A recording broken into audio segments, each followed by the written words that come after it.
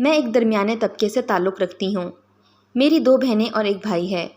بھائی سب سے چھوٹا ہے جو 5ویں کلاس میں پڑھتا ہے۔ ابا سرکاری نوکری کرتے تھے جس سے گھر کا گزارا مشکل سے ہی ہو پاتا تھا۔ اماں بہت سمجھدار عورت تھیں، تبھی انہوں نے ہمیں ہر حالات کا سامنا کرنا سکھایا اور تعلیم بھی دلوائی، اور مناسب وقت میں ہم سب بہنوں کی شادی بھی کر دی۔ میرے شوہر کا نام خالد حسین ہے۔ میرا شوہر گھر کا بڑا بیٹا تھا، اس کی 2 چھوٹی بہنیں تھیں۔ بڑا بیٹا ہونے کی وجہ سے بہت ساری ذمہ داریاں بھی تھیں۔ جب میں بیاہ کر اس گھر میں آئی تب دونوں چھوٹی بہنیں کنواری تھیں اور ابھی پڑھ رہی تھیں۔ گھر کی بڑی بہو ہونے کے ناطے مجھ پر بہت ساری ذمہ داریاں تھیں۔ گھر سنبھالنے کے علاوہ شوہر کے ساتھ مل کر بچت بھی کرنا تاکہ وہ اپنی بہنوں کی ذمہ داری نبھا سکے۔ ہماری شادی کے کچھ عرصے بعد جب ابھی ہمارا بیٹا 1.5 سال کا تھا، میری نند کے لیے ایک رشتہ آیا۔ سب نے دیکھ بھال لیا، مجھ سمیت سب گھر والوں کو لڑکا اور اس کا گھر بار پسند تھا۔ ہم بات کو تقریباً طے کرنے والے ہی تھی جب ایک دن میری نند میرے کمرے میں آئی اور میرا ہاتھ پکڑ کر زمین پر بیٹھ گئی۔ میں نے حیران ہو کر کہا، ارے نمرا، یہ کیا کر رہی ہو؟ نیچے کیوں بیٹھ گئی ہو؟ تو وہ کہنے لگی، بھابھی مجھے آپ سے بہت ضروری بات کرنی ہے۔ ہاں تو کرو، ضرور کرو، مگر یہاں اوپر بیٹھ کر۔ میں نے اسے اٹھا کر اوپر بیڈ پر اپنے پاس بٹھا لیا۔ ہاں اب بات کہو، کیا بات کرنی ہے؟ میں نے پوچھا تو وہ بولی، بھابھی تم کسی بھی طرح اس شادی کو رکوا دو۔ میں نے شادی نہیں کرنی، اس نے منت کرتے ہوئے کہا تو میں پریشان ہو گئی۔ میں نے پوچھا، نمرا کس لیے شادی نہیں کرنی؟ کیا تمہیں کوئی اور پسند ہے؟ میں نے ڈرتے ہوئے اپنے خدشے کا اظہار کیا تو وہ ہنسنے لگی اور بولی، ارے نہیں بھابھی، ایسی کوئی بات نہیں۔ ٹھیک ہے نمرا، اگر ایسی کوئی بات نہیں ہے، مگر دیکھو جب میں تمہارے بھائی سے کہوں گی کہ نمرا یہ شادی نہیں کرنا چاہتی تو وہ وجہ تو ضرور پوچھیں گے، میں انہیں کیا بتاؤں گی؟ میں نے کہا، تو بس جیسے بھی کریں آپ میرا یہ کام کر دیں۔ وہ تو کہہ کر چلی گئی اور مجھے پریشان کر گئی۔ میں نے رات کو جب خالد کو کھانا دیا تو نمرا کی بات بھی بتا دی کہ نمرا کہہ رہی تھی کہ اس نے شادی نہیں کرنی۔ میری بات سن کر خالد غصے سے لال ہو گئے۔ یہ کیا بچکانا پن ہے، شادی نہیں کرنی؟ اس فضول بات کی کوئی وجہ بھی تو ہوگی۔ میں نے کہا، خالد مجھے نہیں معلوم کیا وجہ ہے، اس نے بس مجھے کہا کہ بھائی کو بتا دینا۔ میں نے بتا دیا۔ غصے میں خالد کی آواز بھی بلند ہو گئی۔ شور سن کر میری ساس اور سسر بھی آ گئے اور پوچھنے لگے کہ کیا ہوا ہے۔ میں نے ساری بات بتا دی۔ خالد نے اپنی امی سے کہا کہ آپ ابھی نمرا کو بلائیے، سب کے سامنے بات کرتے ہیں۔ امی نے وہیں نمرا کو آواز دی تو وہ دونوں بہنیں بھی آ گئیں۔ خالد نے سخت لہجے میں پوچھا، یہ تمہاری بھابھی کیا کہہ رہی ہیں کہ تم شادی نہیں کرنا چاہتی؟ جی بھائی، بھابھی سے میں نے ہی کہا تھا کہ میں ابھی شادی نہیں کرنا چاہتی۔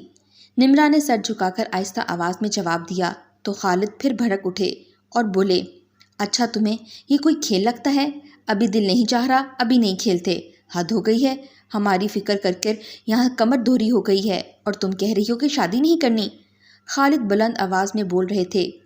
امی اپنی جگہ سے اٹھیں اور خالد سے کہا، بیٹا اتنا غصہ مت کرو، ٹھنڈے ہو جاؤ، میں نمرا کو سمجھاؤں گی۔ یہ کہہ کر امی اپنے کمرے میں چلی گئیں۔ جاتے ہوئے انہوں نے دونوں بیٹیوں کو اشارہ کیا کہ میرے ساتھ آؤ۔ وہ بھی چلی گئیں تو ابو بھی جا کر لیٹ گئے۔ گھر میں اچھا خاصا ہنگامہ ہو گیا تھا، مگر جیسے جیسے یہ معاملہ ختم ہو گیا نہ جانے میری ساس نے کیسے سمجھایا ہوگا، مگر نمرا پھر خاموش ہو گئی اور اسی جگہ اس کی بات طے ہو گئی۔ 2 ماہ بعد شادی کی تاریخ رکھ دی گئی۔ گھر میں زور و شور سے شادی کی تیاریاں شروع ہو گئیں۔ نمرا ہر کام میں خوشی خوشی شریک تھی۔ کہیں سے نہیں لگ رہا تھا کہ وہ اس شادی سے راضی نہیں یا کوئی اور بات ہے جو اس کے دل میں ہو۔ 2 ماہ کس طرح سے گزر گئے پتہ بھی نہیں چلا اور شادی کا دن بھی آن پہنچا۔ نمرا رخصت ہو کر اپنے گھر چلی گئی۔ ہم سب نے سکون کا سانس لیا۔ خالد خوش اور مطمئن تھے کہ ایک ذمہ داری تو انہوں نے بخوبی ادا کر دی۔ ہم اس وقت یہ نہیں جانتے تھے کہ یہ اطمینان عارضی ہے۔ شادی کو 10 دن ہی گزرے تھے جب ایک دن نمرا بڑا سا بیگ لے کر گھر میں داخل ہوئی۔ میری ساس فوراً اس کی طرف لپکی اور پوچھی کہ اکیلی آئی ہو؟ فیضان نہیں آیا؟ نمرا کے شوہر کا نام فیضان تھا اور وہ باہر دروازے پر دیکھنے لگیں کہ شاید نمرا کا شوہر پیچھے آتا ہوگا، مگر نمرا اکیلی تھی۔ اس نے اپنی چیزیں برآمدے میں پڑی چارپائی پر رکھیں اور بولی، اکیلی آئی ہوں امی، فیضان نے مجھے طلاق دے دی ہے۔ یہ سن کر میری ساس گرتے گرتے بچی، کیا کہا؟ طلاق دے دی ہے؟ مگر کیوں؟ ایسا کیا ہو گیا کہ شادی کے 10ویں دن اس نے طلاق دے دی؟ میری ساس نے اسے سوال کیا، مگر نمرا خاموش رہی۔ اس نے صرف اتنا بتایا کہ فیضان اس سے شادی کرنا ہی نہیں چاہتا تھا۔ पल भर में घर में शोक का समा हो गया। खालिद भी आ गए और मेरे ससुर भी। सब आग बगोला थे और चाहते थे कि निम्रा के ससुराल वालों से बात की जाए, मगर निम्रा ने सबको ये कहकर मना कर दिया कि इसमें इसकी बेइज्जती है। अगर इसकी ज़रा भी इज्जत है किसी के दिल में तो इस मामले को यहीं पर ख़त्म कर दें। मजबूरन सब खामोश हो गए। घर में सभी उदास और परेशान थे सवाए निम्रा के। मैंने नोट किया कि वो खुश थी। इसके पास काफ़ी रकम भी थी जिसे वो आए रोज़ घर वालों पर और अपने ऊपर खर्च करती। इसकी तरफ देखकर बिल्कुल भी नहीं लग रहा था कि इसे तलाक हुई है। इसी तरह कुछ अरसा गुजर गया। तकरीबन 6 माह इसके बाद एक रिश्ता आया। वो लोग जब लड़की को देखने आए तो हैरत अंगेज़ तौर पर वो लोग निम्रा को पसंद कर गए। हमने इन्हें पूरी हकीकत बता दी कि निम्रा की पहले शादी हो चुकी है और कुछ वजूहात की बिना पर इसे 10 दिन के बाद तलाक हो गई थी। वो भले लोग थे, कहने लगे कोई बात नहीं, और इस तरह निम्रा का एक बार फिर रिश्ता तय हो गया। मैं देख रही थी कि अब निम्रा को कोई मसला नहीं था। वो खुश थी, इसके माँ बाप भी और खालिद भी। शायद सब यही चाहते थे कि चलो तलाक याफ्ता बेटी है, इसका रिश्ता हो गया है तो अच्छी बात है, मगर मुझे इल्म ना था कि इसके पीछे कोई और राज है।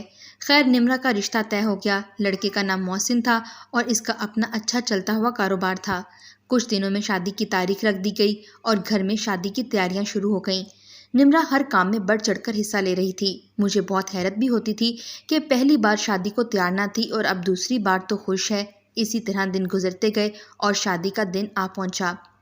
निम्रा रुखसत होकर अपने घर चली गई। बाकी घर वालों का तो मुझे इल्म नहीं, मगर मैंने शुक्र किया कि चलो निम्रा का काम तो निपट गया। मेरे वहमो गुमान में भी नहीं था कि ऐसा वैसा कुछ हो जाएगा। निम्रा की शादी को 10-15 दिन ही गुजरे थे कि एक दिन निम्रा वापस आ गई, बिल्कुल पहले की तरह ही। इसने आते ही अपना सामान एक तरफ फेंका और कमरे में जाकर कुंडी लगा ली। सब घर वाले आवाज़ें दे देकर थक गए, मगर निम्रा ने दरवाज़ा ना खोला। रात को जब खालिद और मेरे ससुर काम से वापस आए तो हैरत अंगेज़ तौर पर उन्होंने सबको मना कर दिया, अभी निम्रा से कुछ ना पूछा जाए, सब खामोश रहें और निम्रा को परेशान ना करें। ऐसा ही किया गया। निम्रा रात को खाने के वक्त बाहर आई, खामोशी से खाना खाया और वापस अंदर चली गई। 3-4 दिन बाद इसने बताया कि मोहसिन ने इसे तलाक दे दी है। ये सुनकर मेरे हाथों के तोते उड़ गए। खुदा खैर करे, ये क्या हो रहा है। मगर मैं ये देखकर साकित रह गई कि मेरी सास ससुर ज़्यादा परेशान ना थे, हत्ता कि खालिद भी। मैंने रात को जब खालिद लेटने लगे तो बात शुरू की, ये सब क्या हो रहा है, मगर खालिद ने बात टाल दी, ये कहकर कि मोहसिन के घर वालों ने इसे निम्रा की पहली तलाक का बताया ही नहीं था। मुझे इनकी ये बात कुछ अजीब लगी, मगर मैं खामोश रही कि कुछ कहूँगी तो खालिद को बुरा लगेगा। इस बार भी वही हुआ। निम्रा के पास काफ़ी रकम थी, कितनी इतना तो मुझे इल्म नहीं था, मगर वो लोग आए दिन बाजार जाते, कुछ ना कुछ खरीदते, घर के लिए चीज़ें भी लाती और मेरे बेटे के लिए भी कुछ ना कुछ आए दिन खरीद लाती। एक दिन मेरे बेटे इब्राहिम की तबीयत कुछ ठीक नहीं थी। मैंने अपनी सास को बताया कि मैं इब्राहिम को लेकर डॉक्टर के पास जा रही हूँ। उन्होंने कहा कि ठीक है, ले जाओ। मैंने रिक्शा लिया और अपने बेटे को डॉक्टर के पास ले गई। चेकअप करवाया, दवा ली और हम तकरीबन 1 घंटे में फारिग हो गए। वहाँ से फिर रिक्शा लिया और हम वापस घर की तरफ आ रहे थे जब मैंने रास्ते में खालिद और निम्रा को देखा। वो दोनों एक शोरूम से बाहर निकल रहे थे। वो गाड़ियों का शोरूम था। पहले तो मुझे शक हुआ, शायद मैंने ठीक से देखा नहीं, कोई और होगा, मगर फिर मुड़कर देखा तो वो दोनों ही थे। मैं घर आ गई, किसी से जिक्र नहीं किया। रात को जब खालिद खाना खाकर कमरे में आए तब मैंने बात शुरू की, खालिद, आज मैं इब्राहिम को लेकर डॉक्टर के पास गई थी। कहने लगे, हाँ, मुझे अम्मी ने बताया था कि इब्राहिम की तबीयत ठीक नहीं थी। मैंने आपको और निम्रा को देखा वहाँ गाड़ियों के शोरूम पर। मैंने कहा तो खालिद के चेहरे पर शर्मिंदा सी हंसी आई। कहने लगे, अरे तुम्हें पता चल गया, मैंने तो सरप्राइज़ देना था सबको। अच्छा, कैसा सरप्राइज़ है, मैंने हैरत से पूछा तो कहने लगे कि मैंने गाड़ी खरीदी है। मेरा मुंह हैरत से खुला का खुला रह गया। कुछ देर के लिए तो मैं कुछ बोल ही ना सकी। फिर मैंने पूछा कि खालिद, इतने पैसे आपके पास कहाँ से आए? तो खालिद ने बताया कि निम्रा ने दिए हैं। वो ये कह रही थी कि गाड़ी खरीद लो, आने जाने में आसानी हो जाएगी। मैंने फिर सवाल किया, और निम्रा के पास इतने पैसे कहाँ से आए? वो इसे मोहसिन ने हक महर के दिए थे। खालिद दबी सी आवाज़ में बोले और बताकर करवट लेकर लेट गए। निम्रा का हक महर इतना था कि इससे गाड़ी खरीदी जा सके। इस सवाल का जवाब मेरे पास तो नहीं था, क्योंकि हक महर कितना लिखवाया था ये मर्द ही जानते थे, या फिर निम्रा जिसको मिला। मेरा जहन बहुत उलझ चुका था। अब घर में पैसे की रेल फेल थी, गाड़ी भी आ चुकी थी, निम्रा का लाइफस्टाइल भी बदल चुका था, इसकी बातें अब आसमान से होती थीं। ये सब देखकर मुझे एहसास तो होता था कि कुछ गड़बड़ तो है, اور اتنا اندازہ بھی ہو چکا تھا کہ جو بھی ہو رہا ہے گھر والے بھی اس میں شامل ہیں۔ اس واقعے کو 6-7 ماہ گزر چکے تھے کہ ایک اور رشتہ آیا۔ پہلے کی طرح اب یہ لوگ بھی نمرا کو پسند کر گئے تھے۔ نمرا اب سب کو پسند آنی تھی کیونکہ نمرا اب بہت ماڈرن اور خوبصورت ہو چکی تھی۔ گھر والے بھی سب بہت خوش تھے۔ لڑکا انہیں پسند تھا۔ لڑکے کا نام عامر تھا اور وہ دبئی میں جاب کرتا تھا۔ لڑکا 4 ماہ کی چھٹی پر پاکستان آیا ہوا تھا اور اسی عرصے میں ہی شادی کرنی تھی۔ گھر میں شادی کی تیاریاں شروع ہو گئیں، مگر اس بار میں نے دل میں ٹھان لیا تھا کہ میں کچھ بھی کر کے اس گتھی کو سلجھا کر رہوں گی۔ سب خوشی خوشی تیاری کر رہے تھے۔ نمرا بھی شامل تھی۔ روز بازار کے چکر لگتے، نت نئی چیزیں لاتے، اسی طرح دن گزرتے گئے اور شادی کا دن آ گیا۔ ہمارے خاندان میں رواج تھا کہ دلہن کے ساتھ شادی والے دن دلہن کے گھر سے بھی کوئی فرد جاتا تھا۔ میں نے خالد سے کہا آپ ابراہیم کو گھر رکھ لیں تو نمرا کے ساتھ میں چلی جاؤں گی۔ خالد مان گئے۔ ابراہیم کو انہوں نے اپنے پاس رکھا اور دلہن کے ساتھ جانے کے لیے میں تیار ہو گئی۔ رات گئے، بارات واپس گھر پہنچی۔ دلہن کو اس کے کمرے میں پہنچا دیا گیا۔ سب مہمانوں کو کھانا وغیرہ کھلا کر سونے کا انتظام کر دیا گیا تھا۔ میرے سونے کے لیے نمرا کے ساتھ والا کمرہ تیار کیا گیا تھا۔ جب سب لیٹ چکے تھے تو 2-4 لڑکیاں دلہن کے کمرے میں بیٹھی تھیں۔ میں بھی وہیں جا کر بیٹھ گئی۔ وہ سب آپس میں باتیں کرنے میں مصروف تھیں اور نمرا کا سر درد کر رہا تھا۔ وہ آنکھیں موندے بڑے تکیے سے ٹیک لگائے لیٹی ہوئی تھی۔ میں چپکے سے اس کے واش روم میں چلی گئی اور اندر سے لاک لگا لیا۔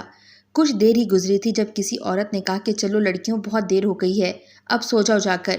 پھر خاموشی چھا گئی۔ یقیناً سب جا چکے تھے۔ تھوڑی دیر بعد عامر کی آواز آئی۔ اس نے آتے ہی نمرا کو سلام کیا۔ پھر نمرا کی آواز آئی۔ وہ کہہ رہی تھی عامر میرا آپ سے نکاح ضرور ہوا ہے، مگر میں آپ کو بتا دوں میں کسی اور کو پسند کرتی ہوں۔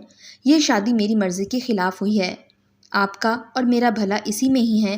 آپ مجھے خاموشی سے چھوڑ دیں ورنہ میں خلا لینے عدالت تک جاؤں گی، جس میں آپ کی بھی بدنامی ہوگی۔ اب عامر ہلکی آواز میں کچھ کہہ رہا تھا، مگر میرا کام ہو چکا تھا۔ اب مجھے یہاں سے نکلنا تھا۔